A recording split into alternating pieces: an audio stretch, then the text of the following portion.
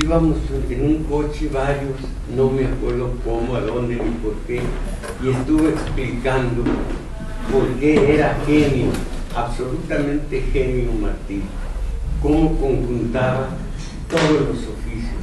Era un patriota, era un mártir, era un apóstol, era hasta el lado negro, era periodista, era poeta, era un amador, esto lo digo yo, era un hombre tan absolutamente universal y tan grande que era uno de los pocos genios reconocidos en Europa. El otro a mí no me parece genio de ninguna manera, que es Rubén Darío, el de Nicaragua. No, pero en fin, Martí para mí es todo, es una maravilla y lo he leído y lo respeto, no tanto como poeta, pero cartas a mis hijos y demás, no tanto, porque pues como poeta tenemos a un incendiario horroroso, incendiario todo pobre, todo dado al cuas, que casi se muere de hambre en París, que va a España cuando la guerra civil, por supuesto que está del lado de los republicanos, y esa tonterillita de individuo hace, se me han olvidado los heraldos negros, varios más. ¿Quién es? Pues ¿cuál le mandamos? Pues Telemann, que es pura vivacidad. Y de aquí, pero hay un cubano grande, y se llama José. Aún con usted también entro al concurso. El cubano escritor grande que se llama José. No sé, maestro. No recuerdo. Nadie. ¿José Huerta? Diga. ¿José Huerta? No sé. Carpentier. José Carpentier. Como dije en la mañana, Santa sí. José Carpentier. Si él oyera, él me envió una carta que yo le mostré a Carballo, éramos muy amigos hasta que se metió en medio ahí. Hasta dijo, ¿de veras que eres cambio? Si es mi esposo. Bueno, entonces Carballo me dijo, después de esta carta de Carballo, ya puedes morirte, muérete, ya ¿qué le buscas a la vida? Este hombre alabó mucho la obra literaria y me envió las señas de 5 editoras, dice, son mis editoras y hablé con ellas. Mi caso hice. Como también hubo un concurso y un relato mío valió y me hablaron de Estados Unidos para hacer una película, ni les contesté. Hicieron otra, no estoy seguro que esa haya sido, pero algo como El bebé de Rosemary o algo así, o algo de miedo, algo de... Bueno, pero entonces lo dije hace 8 días, Gran Certao Veredas de quién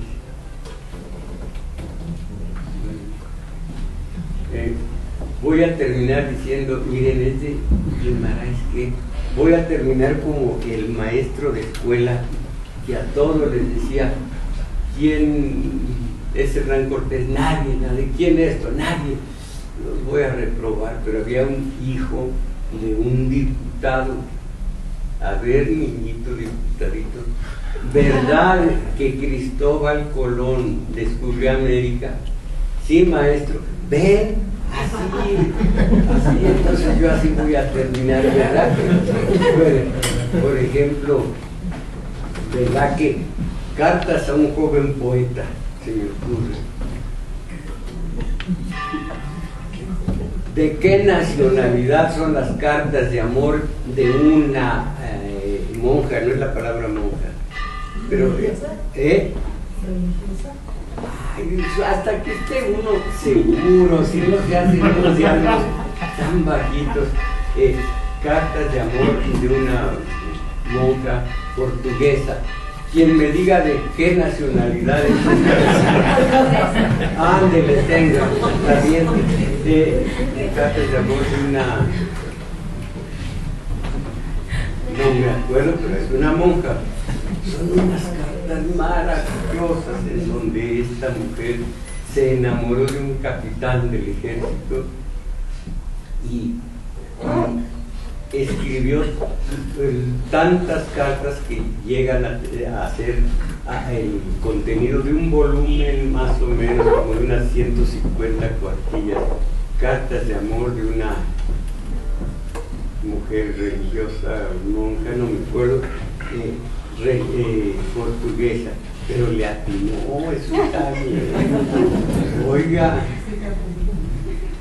y bueno, entonces vamos a terminar tarde porque empezamos tardísimo, pero traigo un relato tan bobo, tan simple, tan sin ninguna clase de peripecias, ni nada que parezca llamar la atención, y es tan ilustrativo y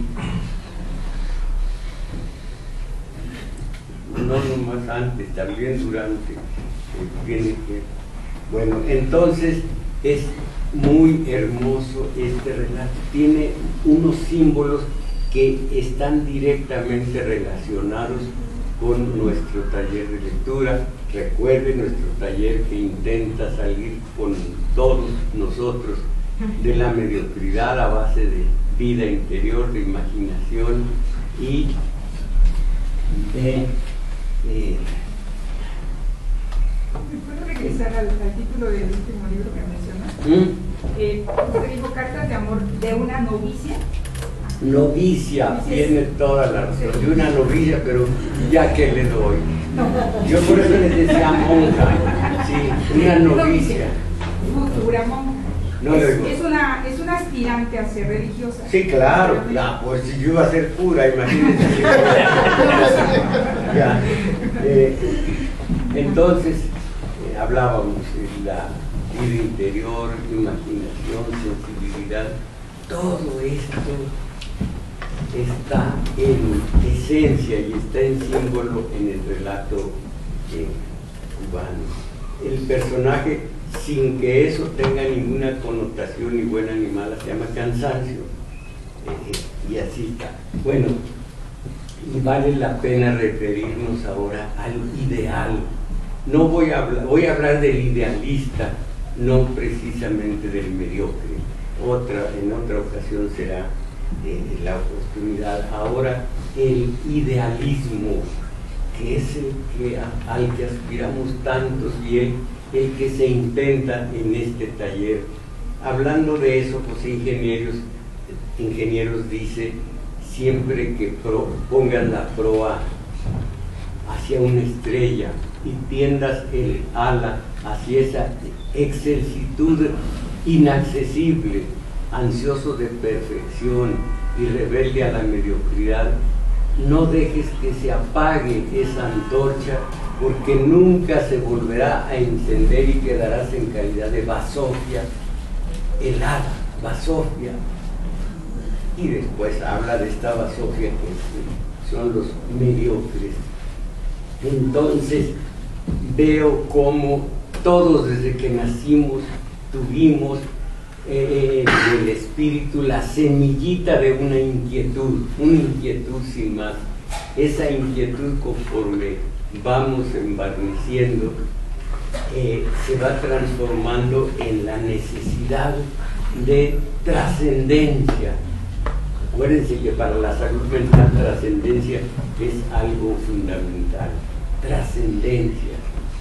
Y esta trascendencia intentamos que se logre a base de obra que no borre la muerte, obra que tenga eco en derredor, obra que nos supere, que nosotros nos vamos, pero queda la obra, que quedemos por medio de esa obra en el recuerdo de los que nos rodearon, y los que recibieron de alguna manera la pequeña, aunque sea pequeña, dádiva de esa acción positiva que nos superó. Nos fuimos nosotros, pero la obra allí queda. Y esto es una necesidad de todos, el ideal que se afianza, que se amaciza en valores y en principios. Encuadra este idealista todo su conducta, toda su conducta a justicia, verdad, libertad, belleza, paz interior y tantos valores como la lealtad, como la fidelidad, tantos sentimientos como el amor, porque miren qué curioso. Alguna vez leía yo y decía yo, ¿qué tiene que ver el amor con el ideal? Pues el amor es ideal y el ideal es amor, porque quien sigue un ideal lo hace por sí y por los demás, y eso significa amor a sí mismo y a los demás. Entonces el ideal tiene de esencia el amor, y por supuesto un mediocre. ¿Qué tiene que ver con esto? El ser humano es espíritu y es materia. Ellos se quedan con la materia y se satisfacen con los 5 sentidos y no más. Pero en cambio el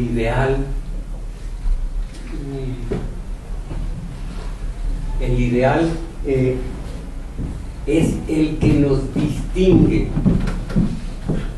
de la masa.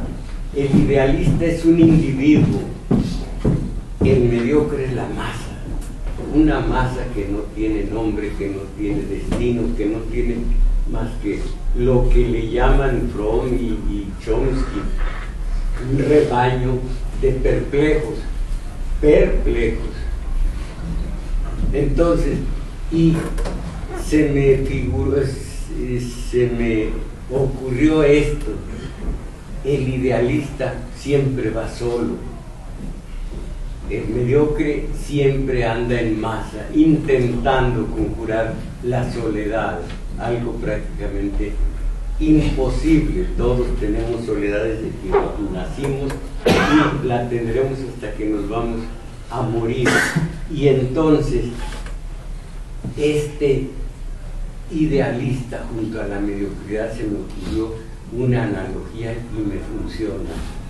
Los salmones nadan a contracorriente en determinado momento cuando están llenos de sustancia, reconocen el río de su origen por el olor y nadan a contracorriente en ese río hasta llegar a la fuente, donde desovan, donde hacen vida junto con la hembra, hacen allí la vida. Va a contracorriente el salmón, va a contracorriente el idealista. A favor de la corriente vienen los peces muertos, pero arribazones de peces muertos, de mediocres, esos no tienen esfuerzo ninguno, esos no tienen aspiración ninguna, esos van con la corriente y se adecuan al momento, sin esfuerzo de ninguna especie. Ellos están muertos. En cambio, el ideal llena de sentido dinámico nuestra existencia, y cuando sentimos que vale la pena ese ideal, cuando sentimos que valió la pena, nos aferramos a él. Como dice el escritor, no dejes esa antorcha que se apague, porque no se encenderá nunca más. Quedaremos en calidad de mediocres nosotros también. Y él les dice basofia humana, basofia helada. Entonces me funciona esa analogía del salmón. Y caramba, idealistas. Un par de anécdotas, un relato y algo que ocurrió en Brasil, es cierto, para la necesidad de trascendencia. no necesita uno ser el escritor, el artista de ningún tipo, todo mundo puede serlo. Y hay un relato del francés Anatole France, en donde un saltimbanqui de los caminos, cuando la situación se puso difícil, había pasado la peste negra y demás, ya no había nadie en los caminos, ya no se podía mantener, pidió refugio en un claustro, en un convento, se lo dieron por lástima y lo pusieron allí a arreglar a barrer, a arreglar el jardín, en fin, labores totalmente bajas en apariencia. Y allí estaba el saltimbanqui. Un día se dan cuenta los padrecitos, los monjes, que en plena capilla estaba echando sus cabriolas, sus brincos de saltimbanqui, de maromero este hombre.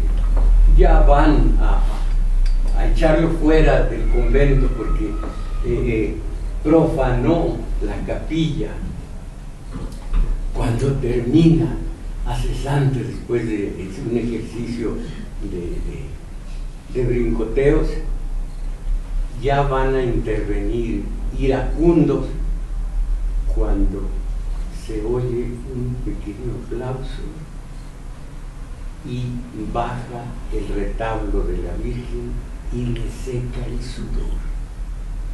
Este detalle, digo yo, me hace ver que hasta un saltimbanqui cualquiera puede agradar, él a la Virgen, cualquiera puede agradar al ideal.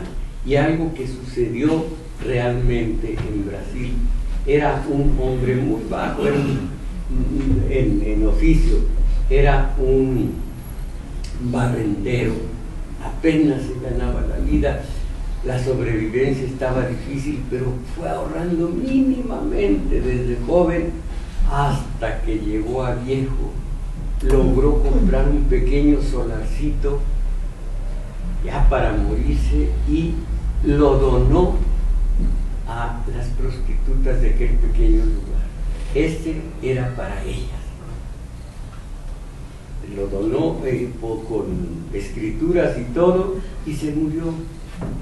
Las prostitutas tomaron posesión de ese predio, mandaron a hacer un pequeño busto del benefactor, allí se reunían y allí no había comercio sexual, allí no había más que una serie de seres humanos que hicieron un pequeño jardín de aquel lugar y tenían a orgullo, y todos respetaban ese trozo de terreno donde hubo flores, donde hubo un busto del benefactor, y el hombre este vivió mientras haya, si es que todavía hay, sexo servidoras. ¡Qué porquería de eufemismo! Hoy me hizo notar Isabel, mira nada más qué horrible eufemismo me hizo notar. Hay una casa para la tercera edad, para los viejos, dijo, pero no me escupas, para los viejos, sí pues, ya. Bueno, entonces los eufemismos, mientras haya mujeres, allí está la memoria del que logró la sobrevivencia, todo a base de buscar, de hacer el bien por los demás. Y en la literatura pues hay tantos idealistas. Perseo fue una figura mítica que con las sandalias de Hermes, que eran sandalias aladas, pudo desplazarse por la región de la Cólquida se dice igual, y degollar a la gorgona, que en este caso digamos es la mediocridad, con las sandalias aladas. El hombre, el héroe, pudo hacer esta hazaña. Pues ya saben ustedes que si veía, quien viera a la gorgona se quedaba como piedra, se convertía en piedra. Que por cierto es muy hermoso este relato de Arreola. La mujer de Lot, que volvió el rostro hacia Sodoma, que se estaba quemando, y se convirtió en estatua de sal.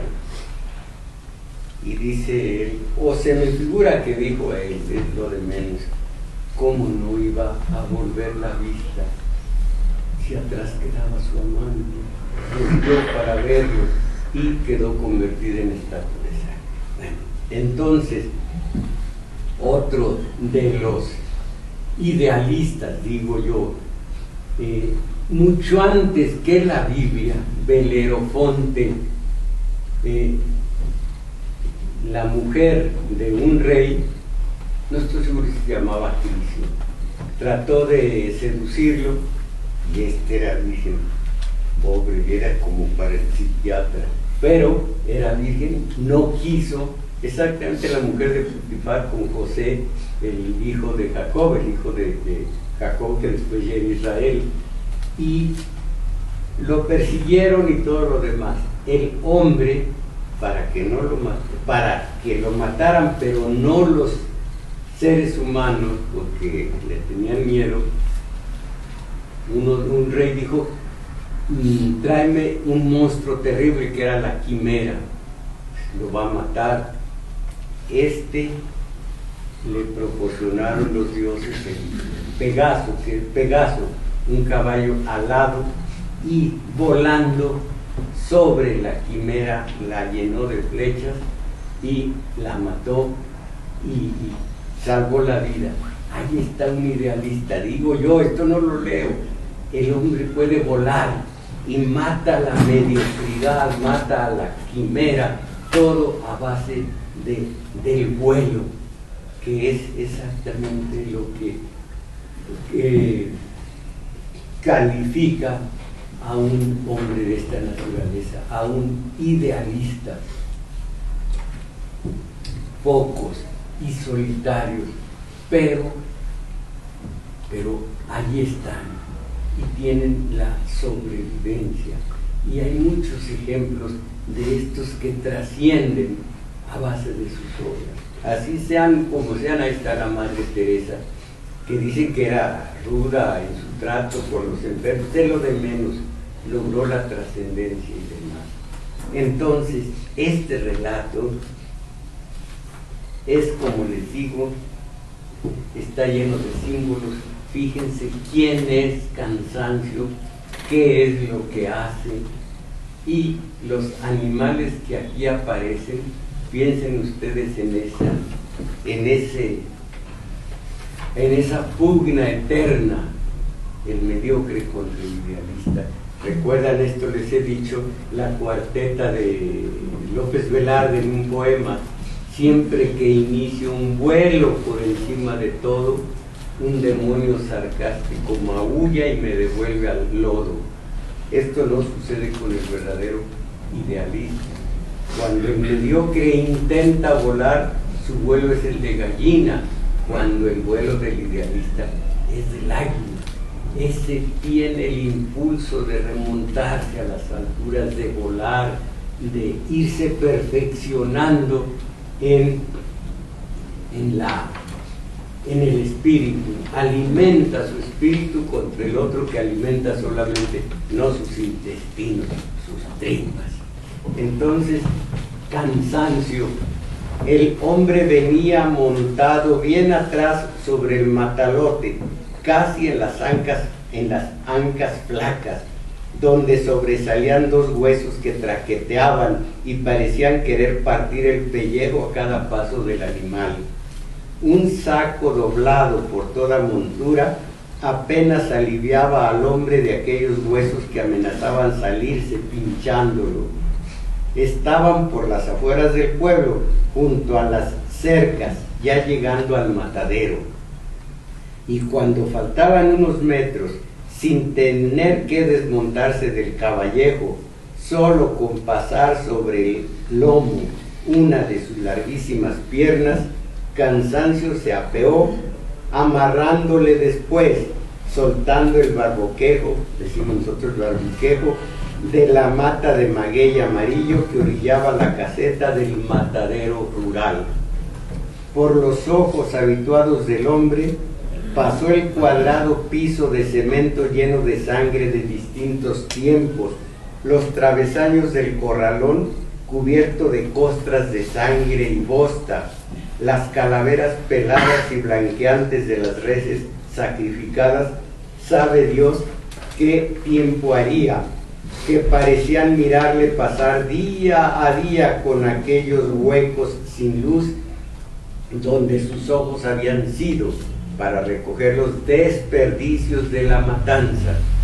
Cansancio era lento, era duro y como inerte también. No hablaba, ni siquiera por sus movimientos, porque la lentitud la tenía dentro de los huesos, como tuétano enfermo, impidiéndole desperdiciarse. Toda su vida parecía algo fofo y lleno de cosas repugnantes, lo mismo que las frías entrañas recogidas a diario y que llevaba en latas abolladas para alimentar a los puercos. Cansancio, ¿no te da asco? A mí no, porque si lo tengo que hacer, pues mire, ¿no? Era él como el basurero del poblado, codiciaba todo lo muerto, todo lo sucio, todo lo sobrante, con el mismo cuidado con que mucha gente se llevaba el pañuelo a la cara al verlo acercarse, cargando su botín para llevárselo a la cría. Y en llegando, ¡ojío! ¡Ruche, ruche, ruche! El grito del porquero en vuelo alto, de espiral al viento, se cerraba al ver acercarse los animales en trotes locos, gruñendo con fuerza, rodeándole y osando sus larguísimas piernas en reclamo de la pitanza. Cansancio los miraba atentamente uno por uno, como se contempla a la familia reunida, sintiendo el calor animal que lo penetraba, sacándole una sonrisa. Con estudiada lentitud, complaciente y entretenido, con una sensación profunda de estar entre los suyos en su mundo, les hablaba a media voz, levantando sobre la piara su manaza peluda prendida a los trozos de carne muerta. Este es tuyo, viejo, y este para ti, hijo, que estás flaconazo. Entre los ruidos del festín, Cansancio inmovilizaba la sonrisa, limpiándose el sudor de la frente bajo el sol bravo.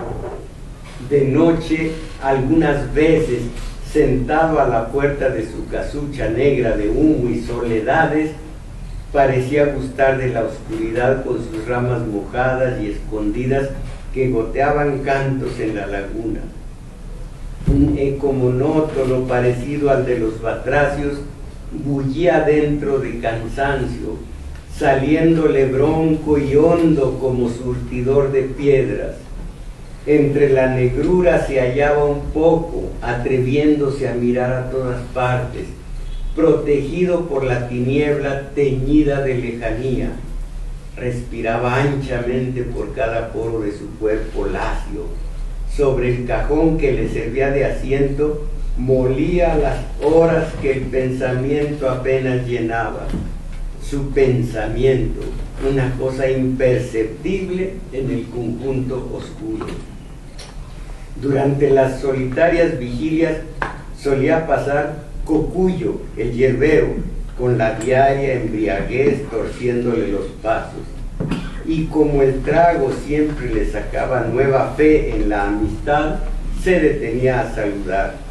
Hola, Cansancio. Y los puercos, ahí van. Yo estoy tumbado. No, no hay hierba.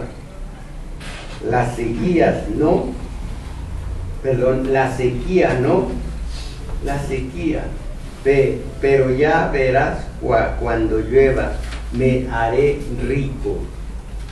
Cocuyo seguía su ondulante camino de borracho, prendiéndose como una aparición en el trillo que le esperaba cada noche para enseñarle dónde quedaba su casa. El trillo en la vereda. Luego era el silencio otra vez, un silencio espeso y calmo de agua estancada, donde resbalaban estrellas y salía la luna, donde los ladridos de los perros se alargaban hasta infinitas distancias perdidas en la maraña del sueño, que empezaba a cerrarle los párpados sobre unos ojos casi vacíos de contenido, como los huecos de las osamentas del matadero. En el sueño Cansancio siempre huía hasta su infancia para atraparla como una pelota extraviada que inesperadamente se encuentra en un rincón. Volvía a ser todo flaco, todo huidizo, pero en pequeño, con una miseria de pellejo suelto que le colgaba por todos lados, con dolor en los dientes enfermos y solo, rodeado por el polvo colorado del trillo que conducía al matadero. En esos ensueños en que el alma de Cansancio tornaba a la niñez repetidamente, sus manos tomaban desmesuradas proporciones en medida de su utilidad. Crecían, eran dedos gruesos y grandes como canutos de caña brava, y las palmas como plato de lata, manos gigantes para acaparar más y más carroña, perennemente llenas de cosas muertas. En lo absurdo de esas repeticiones nocturnas, volvía al camino hecho durante años y a los cardones punzantes que cerraban el trillo infinito que jamás terminaba de recorrer sobre el tranqueo de las arcas del Arrequín. Se perfilaba el corralón del matadero y atronaba la risa del matarife y el mugido trunco de la res bajo el cuchillo que penetraba justo en vaina viva entre las paletas para hincar el rojo corazón. Allí cerca el niño quieto y con su lata esperando hasta que alguien gritaba: «Peluche, dale la panza al muchacho». ¿Qué? ¿Eres su padrastro? Lo mismo tú, dásela el pobre. El muchacho apenas entendía la broma, cualquiera puede ser su padre. El muchacho apenas entendía la broma, y si la entendía le daba igual. Su madre, ¿cuál madre? Cansancio siempre había pensado vagamente que lo mismo hubiera podido nacer de una semilla o de la tierra podrida. Es que alguien sabe bien a bien de dónde sale, sobre todo cuando al nacer solamente se tiene una vida que nos dieron como de limosna, como de vergüenza. Yo nací botado. ¿Quién te crió, Cansancio? La gente. Por eso estaba solo. Todos lo criaron a voleo de pedazos de pan, de sobras de comida, por el vecindario como un perro más. Fueron tantos que no pudo quererlos y ni recordarlos. Se empeñaba el porquero, frunciendo el entrecejo espeso, en lanzar una tarascada al desgaire, al acecho, sobre alguna de las sombras que le fatigaban la memoria. Lo pretendía tenazmente, en apremiante deseo casi doloroso. Pero el empeño se estrellaba contra aquella cosa blanda, corrediza, deshilachada, que le confundía la justa proporción de los recuerdos. Sabía que todos habían dado, le llovían retazos de saludos sin calor, voces roncas, finas, lejanas, dulces, rencorosas, muertas, pero no decían nada perdurable, nada que él pudiera palpar, apretar, cuidar. Era un ruido más, como el del viento levantando pajas cubiertas de tierra. Le habían tirado en las manos crecidas sobre su boca de muchacho perdido sobras más o menos abundantes, pero ¿dónde el rostro conocido por el gesto familiar, por la amistad, por la luz mantenida de un saludo sin prisa? Cada vez que repetía la aventura, Cansancio renunciaba a la pesquisa. Era como querer aferrar el humo. volvía entonces a meterse en su recóndita concha individual de hijo de lo humano únicamente. Es como cosa de locos. Nada más recuerdo que fue la gente, hace muchos años, porque tempranito yo me gané lo mío. Ganar lo suyo fue eso, las latas, los desperdicios, los puercos que empezó a cuidar y terminó criándolos en provecho propio.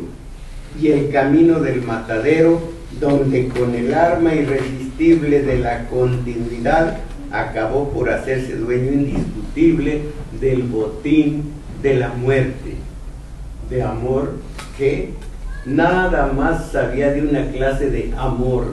Era el fácil, cualquiera lo tenía, hasta él. Y en cuanto al otro, pero qué otro amor para cansancio. Como no tenía edad, se preocupaba poco por la muerte. Parece que todo el mundo tiene que morirse.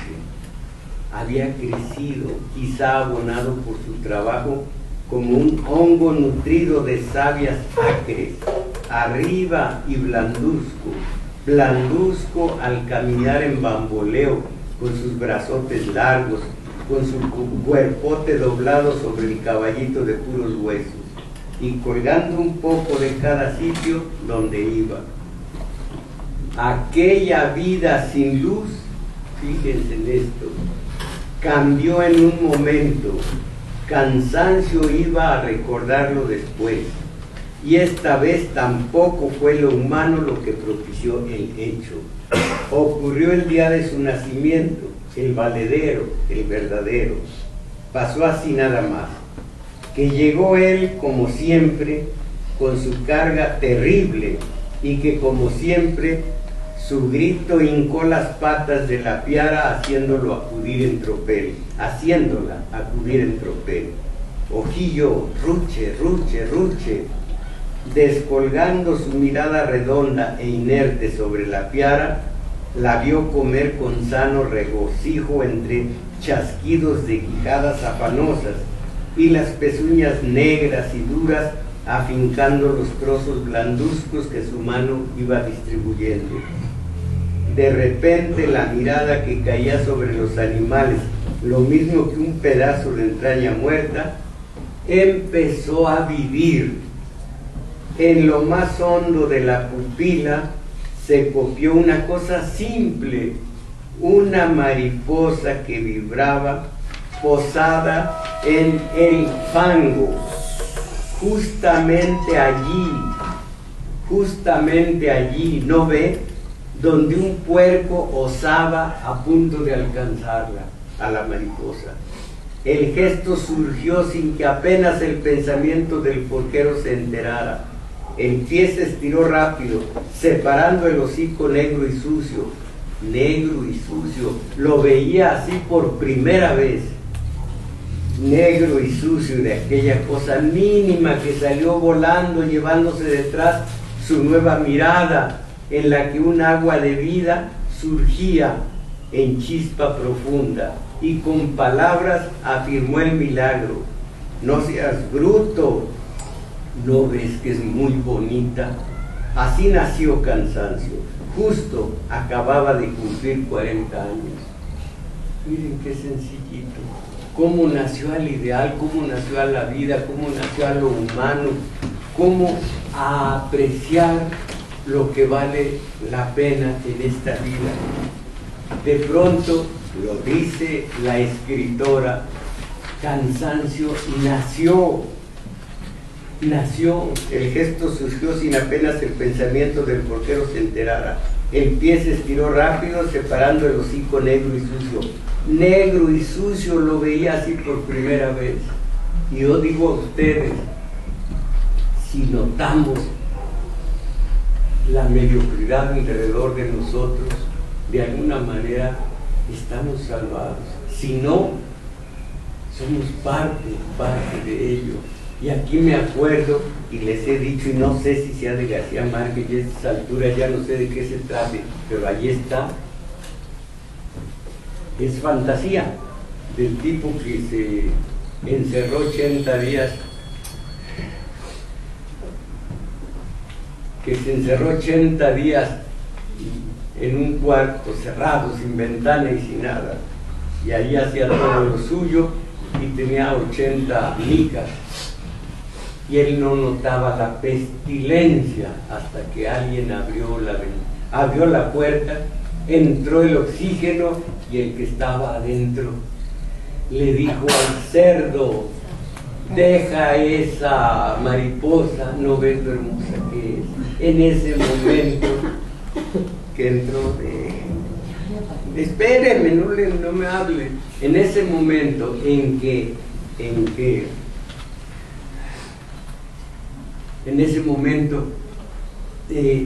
entró el oxígeno, se dio cuenta de la pestilencia en que había vivido. Cansancio se dio cuenta de lo hermosa que era la mariposa que salió volando, y la mariposa, por supuesto, nunca supo lo que hubiera sido si Cansancio no nace. A Cansancio no se le hubiera iluminado los ojos, la belleza de los ojos, la belleza de la mariposa. Y por ser tarde ya no voy a leer lo demás, un par de poemas para que se vea lo que es el ideal, pero sí esto, miren: la mariposa volotea y arde con el sol a veces, mancha volante y llamarada, ahora se queda parada sobre una hoja que la mece. Se decían: no tiene nada, no estás enfermo. Perdón, me decían: no tienes nada, no estás enfermo. ¿Te parece? Hoy una mano de congoja llena de otoño el horizonte, y hasta de mi alma caen hojas. Me decían: no tienes nada, no estás enfermo. ¿Te parece? Era la hora de las espigas, el sol ahora convalece. Todo se va en la vida, amigos. ¿Se va o parece? Se va la mano que te induce, se va o perece. Se va la rosa que desates, también la boca que te bese. La sombra, el agua y el vaso, se va o perece. Pasó la hora de las espigas, el sol ahora convalece. Su lengua tibia me rodea, también me dice: ¿te parece? La mariposa volotea, revolotea y desaparece. Pero allí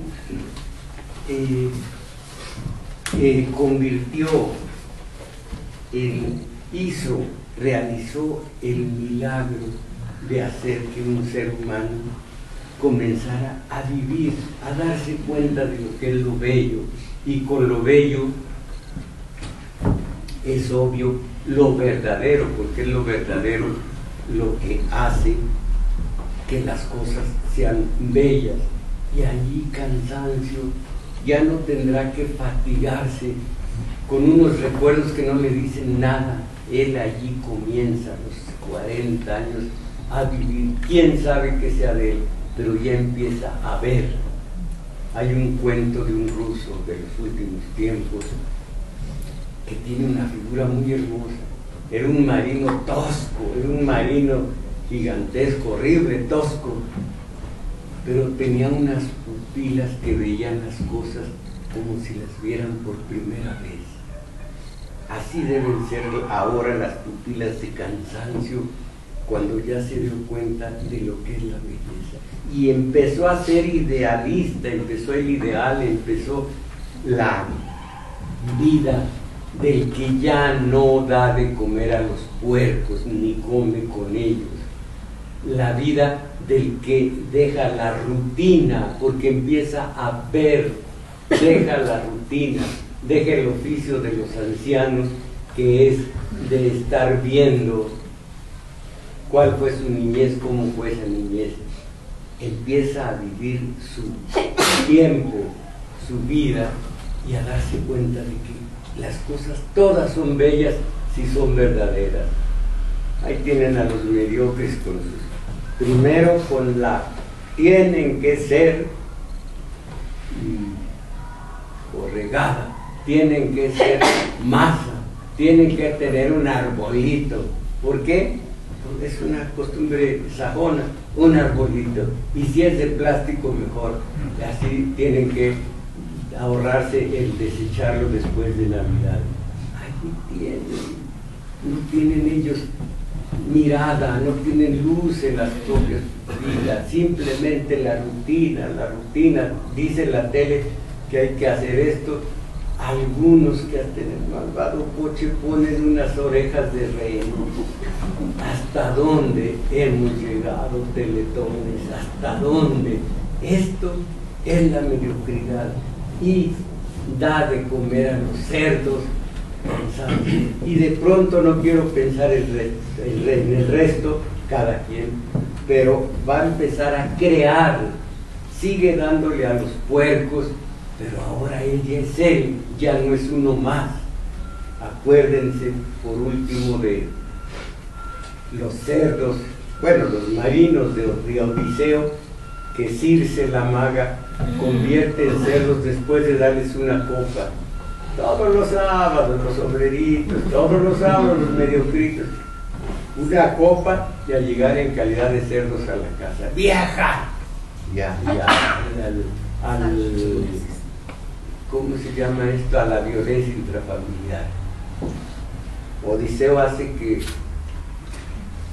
si se les dé su condición natural a los cerdos, aquellos porque seguían siendo humanos en su cerebro, pero eran cerdos. Todos dieron la bendición de volver a ser lo que habían sido, menos uno, que dijo, no hay manera de... dice Odiseo, dando puercos, y ese es lo que quiere, durante toda su vida lo será. Estos así están, estos no reflexionan, no piensan, nada. Y en otro sentido, y me enardece, en otro sentido, ahí tienen la enorme, grande, bella dinámica de las multitudes contra esos corruptos, resolviéndose en marchas, resolviéndose en los que ustedes ya saben, los que ustedes ya ven. Caramba, lo que es la mediocridad, lo que es el no pensar. Creo que ayer estaba yo leyendo, transcribiendo textos, no recuerdo de qué filósofo de la ciencia política, donde decía pensar, el oficio de pensar, y ese oficio de pensar es el que rehusan estos por dogmáticos, no pensar, puro cansancio, dándole de comer a los cerdos, pero en otro sentido, solo en otro sentido, con toda la mala fe y con toda la malicia del mundo, los cansancios de Mamón. Mamón ya saben que es el dios del dinero, de lo crematístico. Mamón está dando más mediocridad a los que a dos nalgas, así se llaman, a dos nalgas están dejándose mediocrizar, la palabra no existe, mediocrizar, pensar con cabeza ajena y llegar a todas las prácticas más aberrantes, así sea el hombre ponerse coquetas y así sea la mujer, caramba, no, la mujer debe tener pantalones, así se usa, bueno, eso todo es la mediocridad. Y cansancio fue al taller de lectura, vio una mariposa y dijo, aquí nací. Bueno, él no lo dijo, allí nació, allí tuvo luz, allí dijo, esto es bello y esto es feo, y procedió en consecuencia. Ojalá que esto nos sirva, porque es muy interesante lo que estamos haciendo aquí cada semana. Vamos a ver si podemos ampliar esto, porque como se quedan 2000 allá afuera de los que ven la tele, entonces pues por lo pronto gracias y a comer. Gracias.